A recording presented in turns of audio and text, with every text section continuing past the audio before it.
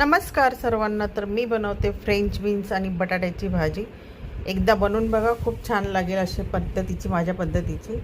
तर कढईमध्ये तेल तापायला ठेवले, त्याच्यामध्ये टाकले जिरे, मोहरी आणि हिंग, थोडं क्रश केलेला लसूण, कढीपत्ता आणि आपला बारीक चिरलेला कांदा आणि थोडंसं हिंग. छान असं परतल्यानंतर त्याच्यामध्ये टोमॅटो घालायचे आणि थोडं मीठ चवीपुरतं आपल्याला. आणि त्याच्यामध्ये ना थोडं अद्रक, हिरवी मिरचीचं ना वाटण घातलं ना, तर एवढी छान लागते ना ही भाजी खायला पण. आणि जे बीन्स खाणार नाही फ्रेंच बीनची भाजी, ते पण खाणार. आणि सर्व आपले जगभरातले मसाले, धना पावडर, जिरा पावडर, हळद, लाल तिखट सर्व घालायचं.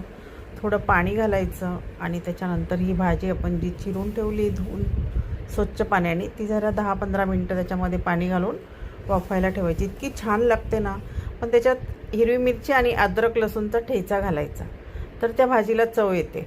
नाहीतर बरेच जण फ्रेंच बीनची भाजी खायला मागत नाही, पण अशा पद्धतीने जरूर खाणार. आणि वरतून थोडीशी झाल्यानंतर कोथिंबीर पेरायची. एकदम छान लागते चवीला पण आणि खायला पण. आवडलं तर नक्की लाईक आणि कमेंट करा.